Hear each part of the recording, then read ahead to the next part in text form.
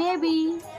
Madam, আজ 2 মাস আমার স্বামী অসুস্থ হয়ে বিছানায় শুয়ে আছে। বাড়িতে ভীষণ অভাব, আমাকে একটা কাজ দেবেন? হ্যাঁ হ্যাঁ হবে এই তুমি দাঁড়াও, তোমার নাম কি? নূপুর। শোনো, আমি সরকারি স্কুলে চাকরি করি, তবু আমার স্বামীকেও কিছু করতে দেই না। তুমি সময় মতো ওকে দুটো খেতে দিও। আসছি বেবি। না বলছি তোমার স্বামীর চিকিৎসা করছো না? টাকার অভাবে চিকিৎসা হচ্ছে না বাবু। তোমার স্বামীর চিকিৎসার টাকা যদি আমি দেই? কি হলো স্বামী? এই তো আমি এসে গেছি। আমি বাঁচতে চাই। তুমি বাঁচবে স্বামী, যত কষ্ট হোক আমি তোমাকে বাঁচাবো। ম্যাডাম চা। আরে কি হলো উজ্জ্বল? এই কি হয়েছে রে? জানি না ম্যাডাম। জানি না? তোদের মতো কাজের মহিলাদেরকে ভালো করেই জানা আছে। ফাঁকা ঘর পেয়ে তুই আমার স্বামীকে পটানোর চেষ্টা করছিলি? না না তো যা দাদাকে চাটা দিয়ে আয়। বাবু চা। আমি ঠান্ডা চা খাবো? বাবু আমি জানি আপনি কেন এরকম করছেন। আপনাদের বাড়ি আমি আর কাজ করব না।